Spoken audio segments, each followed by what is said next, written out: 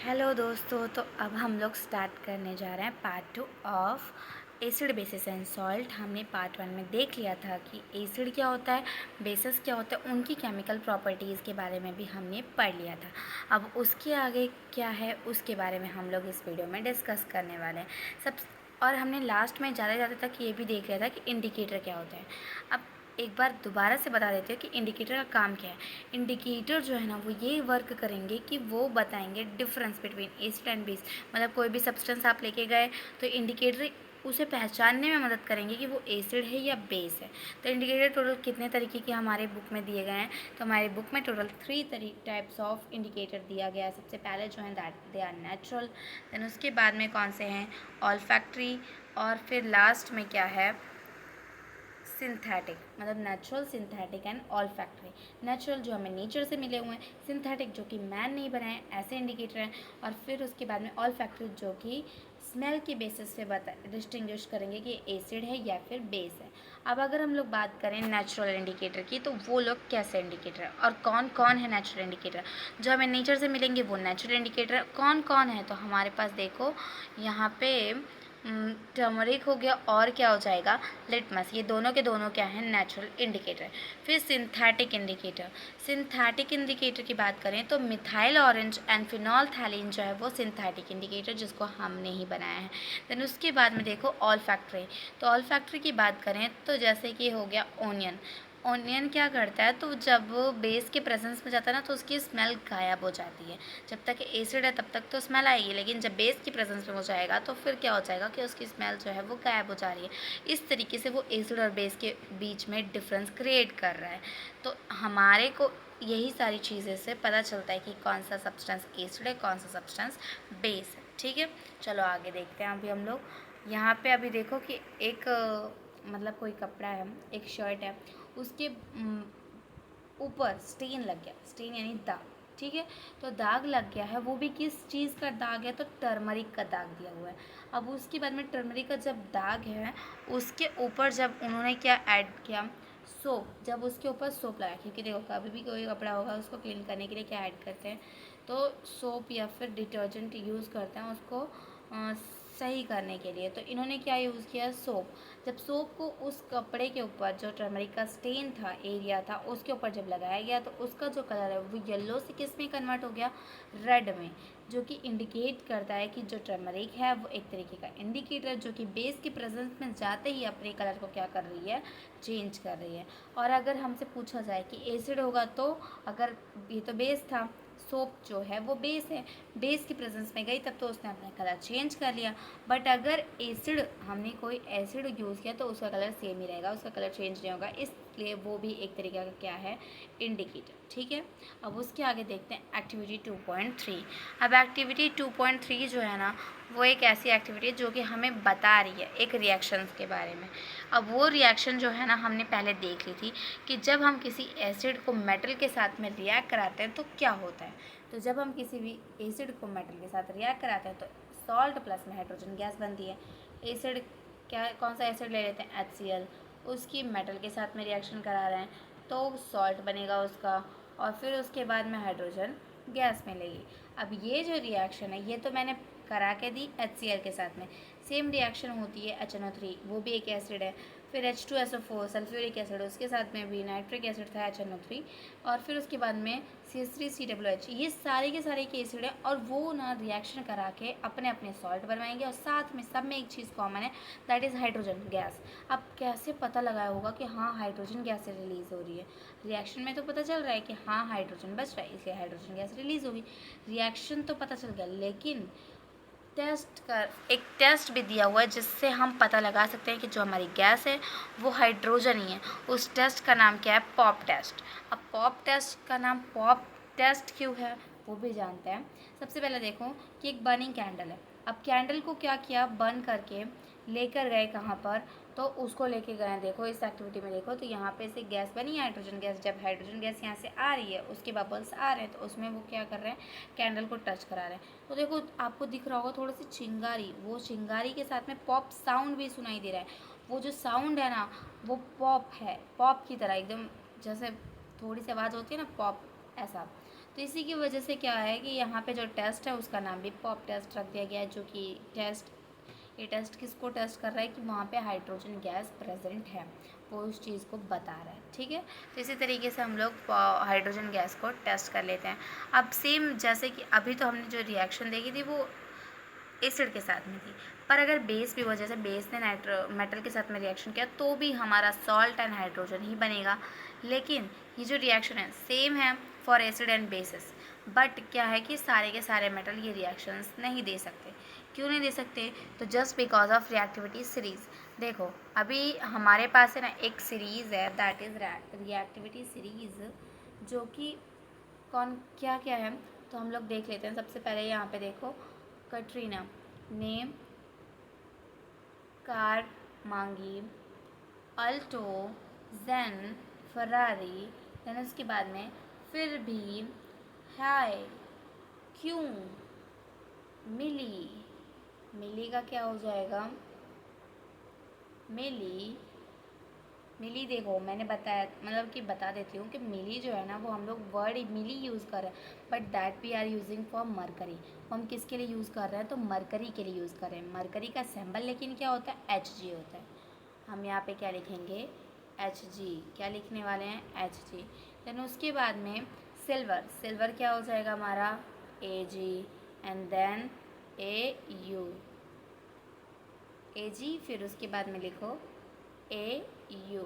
ठीक है, अब उसके बाद में वापस मेरे साथ बोलो, रिएक्टिविटी सीरीज़ को हमें याद ही कर लेना है, क्योंकि इससे ना हम ये पता लगा सकते हैं कि कौन सा मेटल किसको रिप्लेस कर सकता है। जैसे कि हमारे पास जो पहले रिएक्शन हुई थी उसमें क्या था? Zn प्लस में H2SO4, तो क्या बनता है यहाँ पे? ZnSO4 और H2, ZnSO4 प्लस में H2। तो इस रिएक्शन को देख के समझो कि यहाँ पे जिंक मेटल जो है ना वो हाइड्रोजन को उसकी जगह से हटा के खुद वहाँ पे ज्वाइन हो रहा है।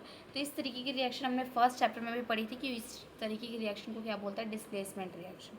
तो यहाँ पे कौन सी रिएक्शन हो रही है? Displacement reaction. पर ये भी हमने पढ़ा था कि डिस्प्लेसमेंट रिएक्शन में वो जो मेटल है वो ऑलरेडी एग्जिस्टिंग जो सब्सटेंस है उसको तभी रिप्लेस कर पाएगा जब उससे ज़्यादा ताकतवर हो।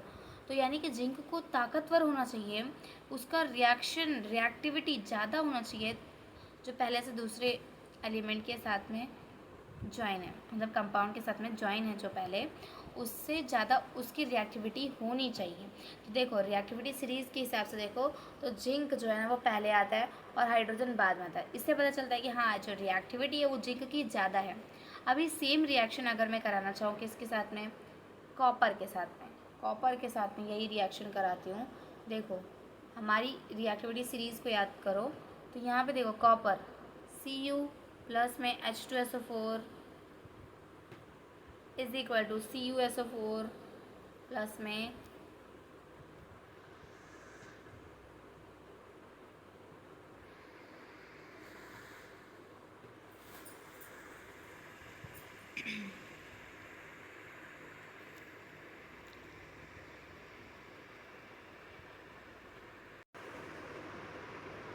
तो देखो यहाँ पे क्या हो जाएगा? CuSO4 की जब हम लोग रिएक्शन करा रहे हैं किसके साथ में?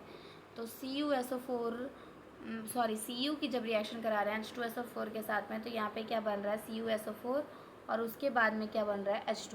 पर क्या ये रिएक्शन पॉसिबल है? रिएक्टिविटी सीरीज़ में देखो, अगर रिएक्टिविटी सीरीज़ की बात करें तो वहाँ पे देखो तो जो Cu है ना वो बाद में आता है हाइड्रोजन के। तो Cu के पास में ये प्रॉपर्टी नहीं कि वो हाइड्रोजन को रिप्लेस कर दे। जैसे जिंक रिप्लेस करा था हाइड्रोजन को, वैसे Cu हाइड्रोजन को रिप्लेस नहीं कर सकता क्योंकि उसकी रिएक्टिविटी हाइड्रोजन से कम है, तो यानी कि वो रिएक्शन पॉसिबल नहीं है। अब उसके बाद में देखते हैं हम लोग pH स्केल। अब pH स्केल क्या होता है? pH स्केल जो है ना रिप्रेजेंट करता है कि इसको पावर ऑफ हाइड्रोजन। pH जो है ना वो power of hydrogen, potential of hydrogen, मतलब कि किसी भी सॉल्यूशन में स्ट्रेंथ बतानी किसी भी एसिड या फिर बेस की, तो फिर हम वहाँ पे क्या यूज़ करते हैं? pH which is known as power of hydrogen. मतलब उस सॉल्यूशन के पास में कितनी एबिलिटी है कि वो हाइड्रोजन को रिप्लेस करवा सकता है या फिर हाइड्रोजन को एनाइज करा सकता है, उन सब के बारे में कौन बताता है? तो pH बताता है। अब pH जो है ना वो किसके ऊपर डिपेंड करता है? तो concentration of hydrogen ion. Concentration कैसा है उस सॉल्यूशन में हाइड्रोजन आयंस का, उसके ऊपर कौन डिपेंड करता है, तो हमारा जो पीएच स्केल है वो उसी के ऊपर डिपेंड कर रहा है। अब उसके बाद में देखते हैं, तो हमारे पास यहाँ पे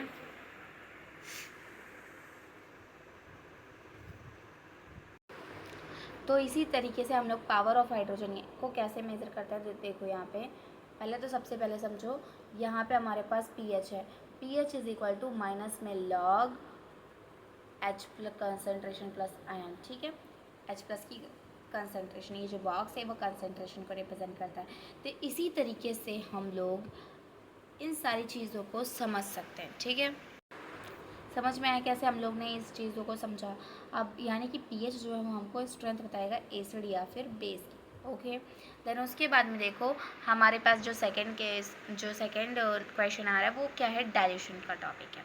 डाइल्यूशन मतलब क्या होता है, देखो पहले तो दो सब्सटेंस है, एक क्या हो सकता है कि हमारे पास कंसनट्रेटेड, मतलब कि एक हो जाएगा कंसनट्रेटेड और दूसरा क्या हो जाएगा हमारे पास डाइल्यूट। एक कंसनट्रेटेड है और दूसरा क्या है, डाइल्यूट। तो डाइल्यूट में क्या होता है कि हमारी जो सॉल्यूट की क्वांटिटी है वो बहुत कम है in comparison to the solvent, ठीक है। सॉल्यूट की क्वांटिटी बहुत लेस है यहाँ पे, सॉल्यूट कैसा हो जाएगा, लेस है। और यहाँ पे सॉल्यूट मोर है, मोर सॉल्यूट होगा यहाँ पे, जिसकी वजह से क्या होगा कि यहाँ पे उसकी जो क्वांटिटी है वो बहुत ज़्यादा होगी, इसीलिए इस सॉल्यूशन को कंसनट्रेटेड सॉल्यूशन बोलेंगे। और जिसमें एक सॉल्यूट की कंसनट्रेशन कम रहेगी उसको डाइल्यूट सॉल्यूशन बोलेंगे। तो अभी एक क्वेश्चन जो आता है हमारे बुक में, हमारे एग्ज़ाम्स में, बोर्ड एग्ज़ाम में, वो ये है कि जैसे कि एसिड को अगर डाइल्यूट करना है तो हमें वाटर को एसिड में डालना चाहिए, क्योंकि वैसे तो ज़्यादातर हम लोग डाइल्यूट करने के लिए वाटर को ही ऐड करते हैं। डाइल्यूट करने के किसी भी सब्सटेंस को डाइल्यूट करना है, जैसे कि अगर मुझे किसी भी वाटर में नमक बहुत ज़्यादा हो गया है, मान लो मैं नींबू पानी बना रही हूँ और नमक बहुत ज़्यादा हो गया है, तो मैं क्या करूँगी, तो उसमें थोड़ा सा पानी वाटर ऐड कर दूँगी। इसी तरीके से जो भी चीज़ें जिसमें डाइल्यूशन की ज़रूरत होती है उसमें हम ज़्यादातर वाटर ऐड करते हैं। बट जो ये एसिड है, एसिड में हम लोग को वाटर ऐड नहीं करना है। क्यों? क्योंकि वाटर जो है ना वो अगर हम लोग एसिड में डालेंगे तो एसिड जो है ना वो एक्सोथर्मिक रिएक्शन शो करेगा, मतलब कि अचानक से उसमें डाइल्यूशन होने की वजह से वो क्या करेगा, बहुत ज़्यादा हीट प्रोड्यूस कर देगा, जिसकी वजह से ब्लास्ट भी हो सकता है। इसीलिए हम लोग क्या करते हैं, सो वी आर यूजिंग दूसरा मेथड, जिसमें क्या करते हैं, तो एसिड को धीरे धीरे वाटर में एक एक ड्रॉप करके डालते हैं, जिससे वो आराम से डाइल्यूट हो जाए, क्योंकि डाइल्यूट बनाना है उसको। तो इसीलिए हम लोग क्या करते हैं कि थोड़ा थोड़ा एसिड जो है ना ऐड करते हैं वाटर में। अब देखो यहाँ पे बताया गया है कि यहाँ पे एसिड को वाटर में ऐड करो, ना कि वाटर को एसिड में ऐड करो, ठीक है। आगे देखते हैं। अब यहाँ पे डाइल्यूशन सेम चीज़ लिखी हुई है कि डाइल्यूटिंग एसिड को ना तो एसिड को वाटर में ऐड करो। वाटर जो है ना उसको हम लोग डायरेक्टली ऐड नहीं कर सकते, क्योंकि वो जो रिएक्शन होती है वो बहुत ज़्यादा एक्सोथर्मिक होती है, उसमें बहुत ज़्यादा अमाउंट ऑफ हीट रिलीज होती है, जो कि उस सॉल्यूशन को यानी कि बॉयल करवा सकती है। इवन वो जो ग्लास का, अगर तुम ग्लास में रिएक्शन कर रहे हो तो वो ग्लास तुम्हारा ब्रेक हो सकता है, स्प्लैश हो सकता है। इसी की वजह से ऐसे रिएक्शन नहीं करानी है, हमें यूज़ करना है क्या, एसिड को थोड़ा थोड़ा ऐड करना है वाटर में, ठीक है। अब डाइल्यूट देखो सेम चीज़ यहाँ पे भी लिखी हुई है कि अगर डाइल्यूट सॉल्यूशन है तो उसमें कंसंट्रेशन जो होगा सॉल्यूट का बहुत कम होगा, और कंसंट्रेशन में सॉल्यूट का जो कंसंट्रेशन होता है वो बहुत ज़्यादा होता है। बस इसी चीज़ को समझाया गया है। अब आगे देखते हैं हम लोग एसिड बेस केमिस्ट्री। अब देखो ये चीज़ हम पहले भी पढ़ के आ चुके हैं कि एसिड जो है ना वो कैसा होगा, टेस्ट में सोर होगा। बेसिस कैसे होंगे, तो वो बिटर होंगे, ठीक है। अब ये जो है ना ये क्या करते हैं, जो भी हमारा ब्लू है उससे रेड में कन्वर्ट होंगे, ये रेड से ब्लू में कन्वर्ट होंगे। सोर सोपी फील, हाँ ये जो थे ये सोपी भी फील होते थे बेस। फिर उसके बाद में ये जो है ये कोरोसिव है, ये स्लिपरी है, मतलब इनको जब हम लोग टच करते हैं तो ये स्लिप हो जाते हैं, ठीक है। अब उसके बाद में देखो यहाँ पे देखो ये सारी चीज़ें हैं जिसमें क्या कहते हैं हमको देखने को मिल जाता है एसिड और बेस। अब एसिड का पीएच जो है ना न्यूट्रल पीएच है हमारा 7, ठीक है। 7 के नीचे अगर जाओगे, 7 के अगर नीचे जाओगे तो वहाँ पे क्या होगा, हमारे पास ये सारे के सारे क्या हैं, बेस। और अगर ऊपर जाओगे ये सारे के सारे क्या बनाएंगे, एसिड। तो यानी कि अगर हम ऊपर मूवमेंट करते हैं तो वहाँ पे क्या बनने वाला है, एसिड। बट अगर हम नीचे मूवमेंट करते हैं तो वो क्या बनेगा, हमारा बेस। ये चीज़ क्लियर हो गई। चलो आगे देखते हैं, न्यूट्रल पीएच क्या है, 7। अब देखो एक रिएक्शन दी हुई है नीचे हमें, that is known as neutralisation reaction. अब न्यूट्रलाइजेशन रिएक्शन कब होती है, तो जब कोई स्ट्रॉन्ग एसिड किसी स्ट्रॉन्ग बेस के साथ में रिएक्ट करता है तो वो बनाता है सॉल्ट एंड वाटर। ये हमारे को रिएक्शन पता है कि अगर कोई एसिड है वो बेस के साथ में रिएक्ट करता है तो फिर सॉल्ट एंड वाटर बनेगा। पर अगर स्ट्रॉन्ग एसिड और स्ट्रॉन्ग बेस हमने लिया तो वो जो रिएक्शन है उस रिएक्शन को हम लोग क्या बोलते हैं, न्यूट्रलाइजेशन रिएक्शन। क्लियर। चलो आगे देख लेते हैं हम लोग आगे वाला टॉपिक क्या है। अब आगे वाले टॉपिक में देखो तो हमको बताया गया है पीएच स्केल के बारे में। पीएच स्केल की जो रेंज होती है वो कहाँ से कहाँ तक होती है, तो रेंज उसकी 0 से लेके 14 तक होती है। मैंने पहले ही बताया जो लोग होंगे 7 से कम, 7 हमारा न्यूट्रल पीएच है, 7 से कम होंगे उनको बोलेंगे एसिडिक, जो 7 से ज़्यादा होंगे उनको बोलेंगे बेसिक। मतलब इस तरीके के पीएच जो है हमको देखने को मिल जाते हैं। अब आगे देखो यहाँ पे एग्जाम्पल दिया हुआ है कुछ कि कैसे कैसे एसिड हुआ करते हैं हमारे इन्वायरमेंट में या फिर हमारे बॉडी के अंदर ही। तो सबसे पहला जो दिया हुआ है that is stomach acid. Stomach acid जो है वो उसकी पीएच की वैल्यू कितनी है, 1.5। देन प्योर वाटर की वैल्यू कितनी है, 7। NaOH जो कि सोप है वो की उसका जो पीएच है देखो 9 से लेके 10। मतलब कि देखो प्योर वाटर का पीएच जो है वो 7 है विच इज़ न्यूट्रल। अब एसिड एसिड है इसीलिए उसका पीएच कम है। इन सब के पीएच देखो ब्लड हो गया, चाहे मिल्क हो गया, चाहे सोप हो गया, इन सबके ज़्यादा है तो ये सारे के सारे क्या है एक तरीके से बेसिक कैरेक्टर को रिप्रेजेंट कर रहे हैं। ठीक है। अब आगे देखते हैं हम लोग अल्कली क्या होता है। तो अल्कली जो है ना एक तरीके का बेस है। अब इसमें क्या बताया जा रहा है कि सारे के सारे बेसेस जो है ना वो वाटर में डिज़ोल्व नहीं होते हैं, सिर्फ कुछ ही ऐसे बेस हैं जो कि वाटर में डिज़ोल्व होते हैं और उन्हीं बेसेस को हम लोग क्या बोलते हैं, अल्कली बोलते हैं। अब ऐसे ही कुछ अल्कलीज़ का नाम तुम्हें यहाँ दिया हुआ जो कि वाटर में क्या करेंगे, डिज़ोल्व होंगे। जैसे कि तुम्हारा क्या होगा, सोडियम हाइड्रोक्साइड। अब सोडियम हाइड्रोक्साइड का फॉर्मूला नहीं लिखा है, लिख लो। सोडियम हाइड्रोक्साइड NaOH को बोलते हैं। ठीक है। अब उसके बाद में potassium hydroxide, calcium hydroxide, NH4OH मतलब कि अमोनियम हाइड्रोक्साइड, ये सब different different kind of hydroxide है जिनके हम जो कि अल्कलीज हैं। हाइड्रोक्साइड तो है ही, अल्कलीज हैं यानी कि बेसिस हैं जो कि डिज़ोल्व होते हैं वाटर में। ठीक है।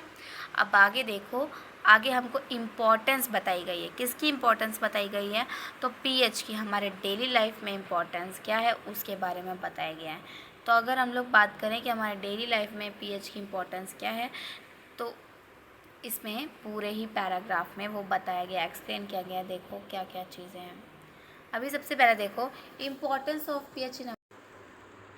तो देखो यहाँ पे इम्पोर्टेंस हमें बतानी है of pH in our digestive system. तो हमारा डाइजेस्टिव सिस्टम में इम्पोर्टेंस कैसी होगी पीएच की, जिसकी वजह से जो हमारा डाइजेस्टिव सिस्टम है वो अच्छा रहे। तो देखो सबसे पहले पीएच में हमने देखा था कि हमारे पास जो है अगर हम लोग 7 न्यूट्रल नंबर है, न्यूट्रल पीएच है। ठीक है। अब ये न्यूट्रल के अगर हम आगे जाते हैं, इस नंबर के आगे जाते हैं तो वो सब क्या हो जाएंगे, बेस। और इसके अगर ऊपर जाते हैं तो वो क्या हो जाएंगे, एसिड। तो यानी कि अगर हम लोग 7 से आगे जा रहे हैं मतलब 8 9 10 14 तक पीएच था, वहाँ तक अगर जा रहे हैं तो फिर वो क्या बनाएंगे, बेस। और अगर हमने उससे कम रखा है 7 से कम तो वो क्या बना देंगे, एसिड। अब उसके बाद में देखो कि हमारे पास डाइजेस्टिव सिस्टम में कौन कौन से एसिड हैं जो रिलीज़ कर रहे हैं और वो कैसे हमारी बॉडी को रेगुलेट कर रहे हैं। हमने देखा है कि हमारी जो लाइफ प्रोसेस चैप्टर है उसमें डाइजेस्टिव सिस्टम जो दिया हुआ है उसमें जो बॉडी है वो अलग अलग एसिड रिलीज़ करती है फूड को डाइजेस्ट करने के लिए। क्या अलग अलग करती है, नहीं, HCl रिलीज़ करती है उसको डाइजेस्ट कराने के लिए। तो फिर वो जो एसिड रिलीज़ कर रही है HCl वो क्या करता है, तो हमारा जो स्टमक है वो कैसा है, एसिडिक, क्योंकि वहाँ पे एसिड रिलीज़ हो रहा है। अब यहाँ पे क्या बोला जा रहा है कि अगर वो एसिड है वो अगर लार्ज क्वांटिटी में रिलीज़ हो जाता है, रिलीज़ कब होगा, जब हमारा जो टाइम है फूड खाने का और हमने उस टाइम पे फूड नहीं खाया, तभी ऐसा होगा कि जो हमारा स्टमक है उसमें ज़्यादा एसिड रिलीज़ हो जाए। तो जिसकी वजह से क्या हो जाएगा कि हमारे को इरिटेशन होने लगेगा, पेन होने लगेगा स्टमक में। और उससे रिलीफ पाने के लिए हम लोग किसका यूज़ करते हैं, एंटासिड। किसका यूज़ करते हैं, एंटासिड। अब एंटासिड क्या होता है, तो ये ऐसे लोग होते हैं जो कि वहाँ पे जाके न्यूट्रलाइज कर देंगे जो एक्सेस एसिड रिलीज़ हुआ है, और जिसकी वजह से हमको रिलीफ मिल जाएगी। अब बताओ कि एसिड है, तो एसिड को न्यूट्रल करने के लिए कौन लोग जाएंगे, एंटासिड। पर एंटासिड होना कैसा चाहिए, देखो एसिड में क्या बनाएंगे, मिलाएंगे तो ये क्या बन जाए, न्यूट्रल। तो न्यूट्रल बनाना है तो इसमें क्या मिलाना पड़ेगा हमको, बेस। जब हम किसी एसिड में बेस मिला देते हैं तो वो क्या बना देता है, किसी भी सब्सटेंस को न्यूट्रल। अब देखो यहाँ पे जो सब्सटेंस दिया हुआ है उसमें हमारे पास ये फिक्स है कि जो एसिड रिलीज़ हुआ है वो HCl है। तो हम लोग कोई भी बेस लेते हैं, जैसे कि मिल्क ऑफ मैग्नीज है, वो भी एक तरीके का बेस है। फिर सोडा भी पिया जाता है which is also a base. तो इसी तरीके से हम लोग बेस का यूज़ करके एसिड को न्यूट्रलाइज करके पेन से बच सकते हैं। चलो देखते हैं अब आगे कि हमारे पास क्या दिया हुआ है। PH of acid rain. अब एसिड रेन का पीएच कैसे निकालेंगे, तो जो हमारा रैन वाटर ना उसका जो पीएच होता है, न्यूट्रल वाटर का कितना था 7, बट प्योर वाटर का 7 था। पर जो रैन वाटर होता है वो होता है उसमें थोड़ा बहुत एसिड होता है, और उसका पीएच कितना 5.6 तक जा सकता है। अगर 5.6 से कम हो गया तो ऐसी रेन को क्या बोलते हैं हम लोग, एसिड रेन। मतलब वो जो रेन है वो कौन सी तरीके की है, एसिड रेन है। अब ये जो एसिड रेन है ना, ये अगर रिवर में जाती है तो वो उसको भी एसिडिक बना देगी, जिसकी वजह से क्या होगा कि बहुत सारी जो एक्वाटिक लाइफ है उनकी जान को खतरा हो जाएगा।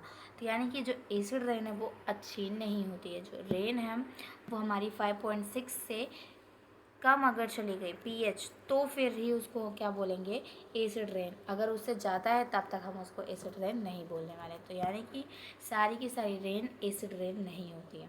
अब उसके आगे देखो क्या दिया है कि पीएच ऑफ सॉइल। अब सॉइल की बात करें, देखो पीएच जो सॉइल है, सॉइल में हम बार बार क्या करते हैं, तो वहाँ पे हम लोग प्लांट्स उगाते हैं। तो प्लांट के उगने की वजह से क्या होता है कि जो हमारी सॉइल है उसके जो मिनरल्स होते हैं वो कहीं ना कहीं इधर ना उधर लॉस्ट होते जाते हैं। तो उन मिनरल्स को दोबारा से लाने के लिए क्या करा जाता है, फर्टिलाइज़र्स को ऐड किया जाता है। अब यहाँ पे जो हमारी सॉइल है अगर वो एसिडिक बनती जा रही है, क्योंकि हमें क्या चाहिए, बेसिक सॉइल, मतलब कि बेसिक नहीं, नॉर्मल न्यूट्रल सॉइल चाहिए जिससे हमारी जो क्रॉप्स हैं वो अच्छे से ग्रो करें। तो हमें उसमें कोई भी कैल्शियम ऑक्साइड यानी कि कोई भी बेस मिला के उसको क्या कर सकते हैं हम लोग, न्यूट्रल, अगर कोई भी सॉइल एसिडिक हो गई है तो। ठीक है।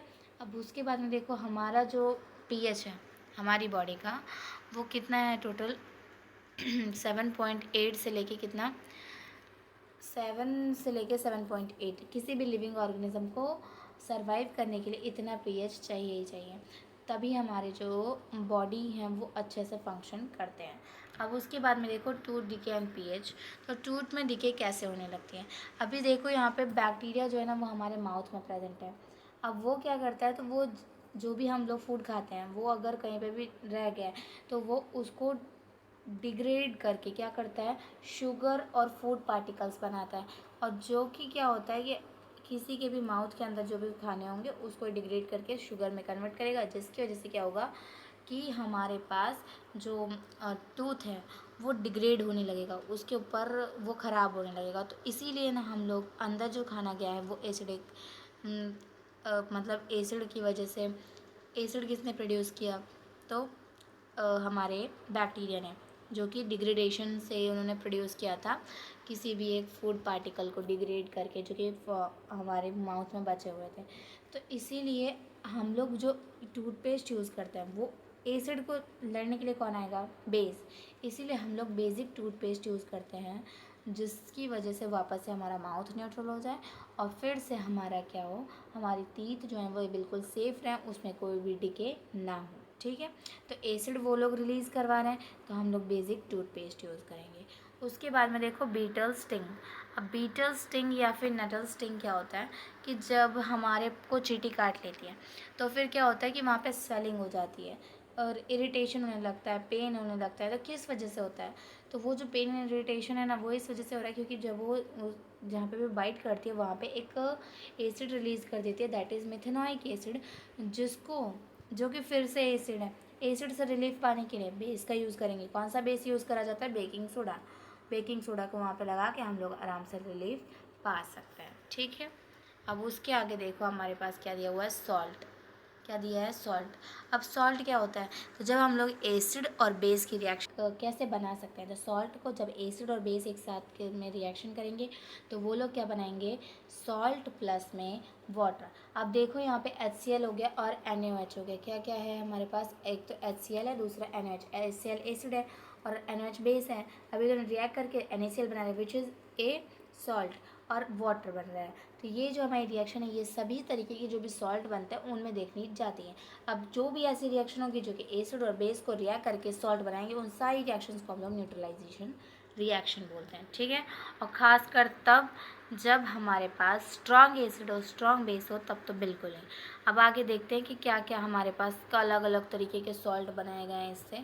सबसे पहले देखो तो न्यूट्रल सॉल्ट। न्यूट्रल सॉल्ट कैसे बनेगा, जब स्ट्रॉन्ग एसिड तो हमने लिया, स्ट्रॉन्ग बेस लिया है और यहाँ पे क्या है तो NaCl बनेगा। देखो स्ट्रॉन्ग एसिड स्ट्रॉन्ग बेस तो NaCl न्यूट्रल सॉल्ट बना है। एसिडिक नेचर सॉल्ट में रखना है तो हमें स्ट्रॉन्ग एसिड लेना पड़ेगा, पर बेस भी करेगा। देखो जो स्ट्रॉन्ग रहेगा वो अपना नेचर आगे शो करेगा, इसीलिए यहाँ पे स्ट्रॉन्ग एसिडिक सॉल्ट बना है। ठीक है, अब यहाँ पे अगर बेसिक कैरेक्टर लाना है तो फिर तुम्हें एसिड को लो पे रखना पड़ेगा और ज़्यादा स्ट्रॉन्ग किसको लेना पड़ेगा, बेस। तो वहाँ पे क्या बन जाएगा, बेसिक सॉल्ट। ठीक है, अब आगे देखते हैं हमारे पास क्या दिया हुआ है, common salt and there use. देखो जो कॉमन सॉल्ट होता है जो हमारे घरों में यूज़ होता है दैट इज़ NaCl। NaCl का ही हमारे घरों में ज़्यादातर यूज़ करते हैं, जो कि हमारे सभी खाने पीने की चीज़ों में यूज़ होता ही है। अब उसके बाद में उसको प्रिजर्वेटिव, देखो जो अचार होता है ना, अचार पिकल, उसके अंदर भी क्या डालते हैं, नमक डालते हैं। किस लिए नमक डालते हैं, कि वो प्रिजर्वेटिव का काम करता है। नमक हो गया, ऑयल हो गया, ये सब चीज़ें जो हैं, विनेगर हो गया, ये सब पिकल में डालते हैं ना, तो क्यों डालते हैं, तो वो उसको प्रिजर्व करके रखने का काम करती है। सेम चीज़ अगर तुम्हें पता हो कि जो मीट है, मीट में भी नमक को यूज़ करता है कि वो लॉन्ग लास्टिंग चले, मतलब थोड़ी देर, ज़्यादा देर तक अगर उसको चलाना है तो फिर क्या यूज़ करते हैं, वहाँ पे हम लोग नमक उसके ऊपर डाल देते हैं, जो कि क्या होता है कि उसको थोड़ा देर तक चलने में मदद करती है। ठीक है, अब बेकिंग सोडा की बात करते हैं। तो बेकिंग सोडा का फॉर्मूला क्या है, NaHCO3 which is sodium hydrogen carbonate. अब यहाँ पे ये किस में देखो, पहले तो किसी भी चीज़ में हो गया, बेकिंग करने में, किसी भी चीज़ को बेक करना है तो फिर उसमें यूज़ होगा। दूसरा एंटासिड, अगर पेट में गैस बन गई है या फिर क्या हो गया, एसिडिटी हो गई है, तो फिर वहाँ पे क्या यूज़ करने वाले हम लोग, तो एंटासिड यूज़ करते हैं। अगर फायर एक्सटिंग्विशर की बात करें तो फायर एक्सटिंग्विशर जो है ना, वहाँ पे भी हम लोग किसका यूज़ करते हैं, तो बेकिंग सोडा का यूज़ करते हैं। अब आगे देखो वॉशिंग सोडा। वॉशिंग सोडा भी एक तरीके का सॉल्ट ही है, पर वो कैसे बनता है तो वो हम लोग आगे प्रोसेस देखेंगे। देखो अभी यहाँ पे फॉर्मूला क्या है, सोडियम कार्बोनेट डॉट में 10H2O, इतने मॉलिक्यूल होते हैं वाटर के। अब ये क्या काम करता है, सबको पता है कि डिटर्जेंट का काम क्या होता है, वॉशिंग सोडा का काम क्या होता है, तो उसका काम है किसी भी चीज़ को साफ़ करना, जैसे कि कपड़े में धुलाई करने में हम लोग डिटर्जेंट का यूज़ करते हैं ना, या फिर वाटर को सॉफ्ट करने का भी काम यही करता है। ठीक है, अब उसके बाद में देखो प्लास्टर ऑफ पेरिस। तो प्लास्टर ऑफ पेरिस भी एक तरीके का सॉल्ट है, जो कि किसका बना हुआ है, CaSO4 डॉट में हाफ H2O। अब ये किस में देखो, सबसे पहले तो माउल्स में, जितने भी माउल्स बनते हैं, कैस्ट्स हो गए, डेकोरेशन हो गए, इन सब में कौन मदद करता है, तो प्लास्टर ऑफ पेरिस। इतना क्लियर हो गया, ये सारे एक तरीके के सॉल्ट हैं जो कि न्यूट्रलाइजेशन रिएक्शन से बनेंगे, एसिड और बेस को रिएक्ट करा के बनेंगे। अगर हमने स्ट्रॉन्ग एसिड स्ट्रॉन्ग बेस लिया तो फिर वहाँ पे कैसा सॉल्ट बनेगा, न्यूट्रल। अगर स्ट्रॉन्ग एसिड लिया और वीक बेस लिया तो वहाँ पे कैसा सॉल्ट बनेगा, तो स्ट्रॉन्ग एसिड लिया है इसलिए एसिडिक सॉल्ट बनेगा। स्ट्रॉन्ग बेस लिया है और वीक ले लिया एसिड, तो स्ट्रॉन्ग यानी बेसिक सॉल्ट बनेगा। इस तरीके से सारे सॉल्ट सॉल्यूशन वो सब तैयार किए जाते हैं। ठीक है, रिएक्शंस करा के। अब उसके आगे देखो हमारे पास क्या क्या प्रोसेस दी हुई है। देखो ये इंपॉर्टेंट प्रोसेस है, इसको पूछने के जो चांस हैं वो एग्ज़ाम में बहुत ज़्यादा हाई हैं और बहुत ज़्यादा इससे क्वेश्चन आ भी चुके हैं। अब देखो क्या है कि electrolysis of brine solution with, अब ये जो है ना एक तरीके की प्रोसेस है। किसकी इलेक्ट्रोलाइसिस करा रहे हैं, तो ये लोग NaCl के सॉल्यूशन की इलेक्ट्रोलाइसिस करा रहे हैं। क्या क्या बनेगा उसमें वो देखो। इलेक्ट्रोलाइसिस क्या होता है, तो जब हम लोग इलेक्ट्रिसिटी की मदद से किसी भी चीज़ की को अलग करते हैं तो फिर उसको हम लोग बोलते हैं इलेक्ट्रोलिसिस। इलेक्ट्रिसिटी की वजह से हमने किसी चीज़ को ब्रेक किया है, तोड़ा है। लाइसिस मतलब होता है ब्रेक करना। अब उसके बाद में देखो हमारे पास यहाँ पे क्या, ब्राइन। ब्राइन याद रखना है, NaCl सॉल्यूशन को ब्राइन भी बोला जाता है। अब यहाँ पे देखो NaCl की रिएक्शन कराई गई है किसके साथ में, वाटर के साथ में। पहले ही बता दिया वाटर की इलेक्ट्रिसिटी की उससे करेंगे। तो यहाँ पे क्या किया हमने, NaCl की रिएक्शन कराई H2O के साथ। NaCl की जब रिएक्शन कराएंगे H2O के साथ तो क्या हो जाएगा हमारे पास सॉल्यूशन में क्या क्या बनेगा, प्रोडक्ट NaOH Cl2 प्लस में H2। अब देखो यहाँ पे क्या क्या बना है प्रोडक्ट, तो NaCl Cl2 और H2।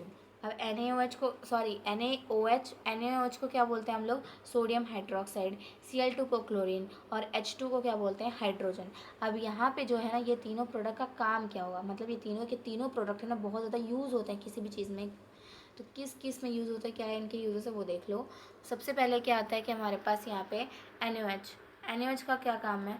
NaOH जो है ना उसको हम लोग सोप में, फिर उसके बाद में पेपर और डिटर्जेंट इन सबको बनाने में यूज़ करते हैं। देन Cl2 की अगर हम लोग बात करें तो उसको PVC को बनाने के लिए, पॉलीविंसिल क्लोराइड जो होती है, जो कोटिंग होती है कवर, क्या नाम है, वायरस के ऊपर, वो। फिर ब्लीचिंग पाउडर बनाने में मदद किया जा रहा है। और हाइड्रोजन को फ्यूल बनाने के लिए मदद कर रहा है हाइड्रोजन। तो यानी कि ये तीनों ही चीज़ें इंपॉर्टेंट है। और ये जितने भी चीज़ें अभी मैं पढ़ा रही हूँ इसके बाद वाले सारे के सारे टॉपिक्स इंपॉर्टेंट है बोर्ड पेपर के लिए। यहाँ पे देखो इलेक्ट्रोलिसिस ऑफ ब्राइन सॉल्यूशन, इस प्रोसेस को एक और भी नाम दिया गया है, that is known as chlor alkali process. Question दोनों ही उससे आ सकता है, ब्राइन सॉल्यूशन के इलेक्ट्रोलिसिस एंड दूसरा क्लोर अल्कली प्रोसेस। जो ज़्यादातर क्वेश्चन आता है वो क्लोर अल्कली प्रोसेस के नाम से ही आता है, तो इसको बहुत अच्छे से करना है। अब आगे देखो यहाँ पे ब्लीचिंग पाउडर, स्पेलिंग रॉन्ग है, ब्लीचिंग पाउडर है। अब यहाँ पे ब्लीचिंग पाउडर क्या है, तो it is a kind of powder जो कि बहुत सारी चीज़ों में हेल्प करता है। अब ब्लीचिंग क्या होता है वो हम लोग समझेंगे। रिएक्शन देखो कैसे बनेगा ये, तो हमारे पास कैल्शियम हाइड्रोक्साइड है, उसकी रिएक्शन किसके साथ में करा रहे हैं, क्लोरीन के साथ में। कैल्शियम हाइड्रोक्साइड क्लोरीन के साथ में रिएक्ट करके CaOCl2 बना रहा है, विच इज़ ब्लीचिंग पाउडर, वही है ब्लीचिंग पाउडर। और साथ में क्या बन रहा है, H2O। यहाँ पे क्या हुआ, कैल्शियम हाइड्रोक्साइड ने Cl2 के साथ में रिएक्शन की और फिर उसके बाद में क्या बनाया है, Cl2 के साथ में रिएक्शन करके CaOCl2 बनाया, जो कि फार्मूला है ब्लीचिंग पाउडर का। याद करो ब्लीचिंग पाउडर का फार्मूला क्या है, CaOCl2 प्लस में H2O। अब इसको कहाँ कहाँ पे यूज़ करते हैं, तो टेक्सटाइल हो गया, फैक्ट्रीज़ हो गई, लॉन्ड्री हो गई, या फिर इसको हम लोग है ना डिसइंफेक्टेंट, मतलब कि जहाँ पे इन्फेक्शंस वाले एरिया होते हैं, जैसे कि डिटॉल जो यूज़ होता है ना, उससे उसको डाल के पोछा वगैरह लगाते हैं, तो वैसे ही इसको भी यूज़ करा जा सकता है कि ये भी बहुत सारे इन्फेक्शन से बचाता है। ठीक है, अब उसके बाद में देखो हमारे पास बेकिंग सोडा। सारे यूजेस बहुत ज़्यादा इंपॉर्टेंट है, दोबारा बोल रही हूँ, उसको अच्छे से करना ही है। अब उसके बाद में देखो बेकिंग सोडा जो है ना वो क्या होता है, तो वो किसी भी चीज़ को ना बेक करने में मदद करता है। हम लोग घरों में देखते ही हैं कि बेकिंग सोडा को डाल के ही हमारी मम्मी पकौड़े बनाती हैं, तो फिर वो क्या करता है, तो पकौड़ों में उस क्रिस्पीनेस ला देता है वो, जो कि हेल्प करते हैं और साथ में उनको अच्छे से फुलाने में मदद करता है। तो देखो अभी इडली में भी बेकिंग सोडा वगैरह यूज़ करते हैं, वो भी, और इनो भी यूज़ करते हैं। किस लिए यूज़ करते हैं कि वो है ना उनकी जो साइज़ है वो थोड़ी फूली सी हो जाएगा, स्वेलिंग हो जाए उनमें। अब उसके बाद में देखो यहाँ पे क्या दिया हुआ है, तो मतलब देखो डो को राइस करने के लिए, मतलब कि कोई भी डो है, चाहे वो केक हो, पेस्ट्री हो, उसको स्पॉन्जी बनाने के लिए किसको यूज़ किया जाता है, बेकिंग सोडा का। अब इसका बहुत ज़्यादा यूज़ है जो कि हमें घरों में देखने को मिल जाता है।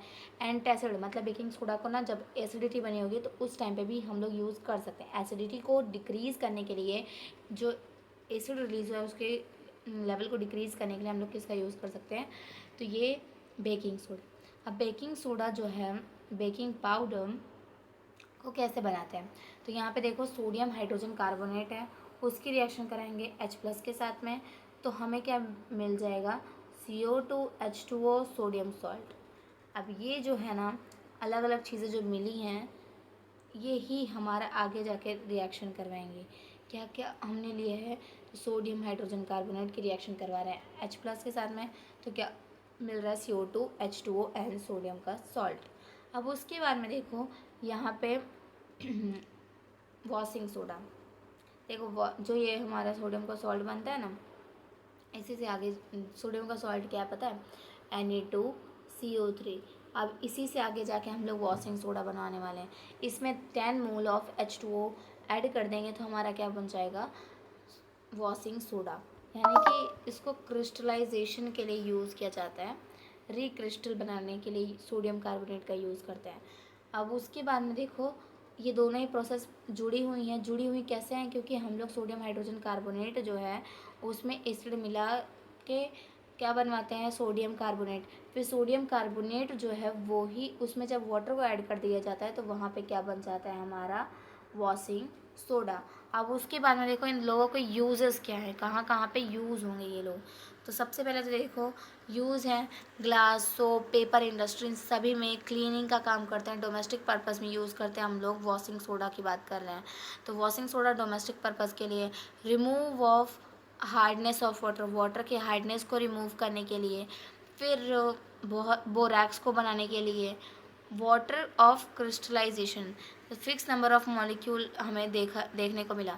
जैसे कि अगर हमने बोला सोडियम कार्बोनेट, तो सोडियम कार्बोनेट की रिएक्शन कितने मॉलिक्यूल से कराई गई है, सोडियम कार्बोनेट की रिएक्शन 10H2O से कराई गई है, तब जाके हमारा क्या बना है, Na2CO3 डॉट में 10H2O।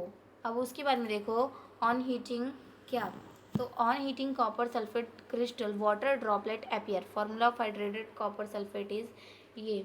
तो यहाँ पे एक अलग एग्जांपल दिया गया है जो कि कॉपर सल्फेट का है, कि अगर हमने कॉपर को क्या करा, हाइड्रेट किया, तो कॉपर कॉपर सल्फेट बनेगा जो कि 5 मोल H2O के साथ में बना है। ठीक है, तो ये एक अलग से रिएक्शन है जो कि इसमें दे दी गई है।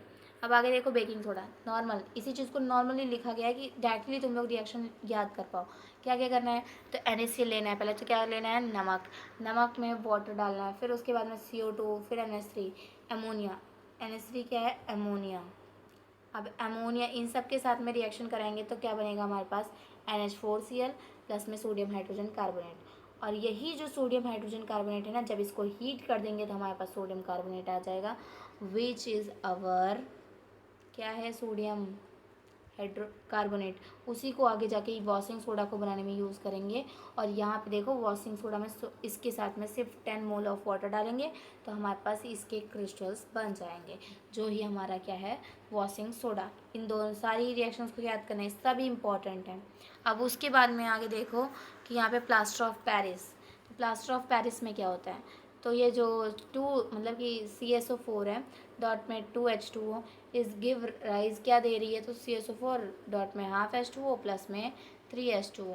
अब ये है ना, इसी को हम लोग क्या बोलते हैं, ये जो है हमारा, इसी को क्या बोलते हैं, प्लास्टर ऑफ पेरिस। ठीक है, अब प्लास्टर ऑफ पेरिस वाटर के साथ में रिएक्ट करेगी और फिर से क्या बना देगी, CSO4 डॉट में 6H2O, और इसको क्या बोला जाता है, जिप्सम। याद करो कि अगर हमारे पास हाफ H2O होगा तो वो क्या हो जाएगा हमारा प्लास्टर ऑफ पेरिस, और अगर वहाँ पे 2H2O होगा मोल तो फिर वहाँ पे क्या आ जाएगा, जिप्सम। इन दोनों ही चीज़ों को अच्छे से कर लेना है।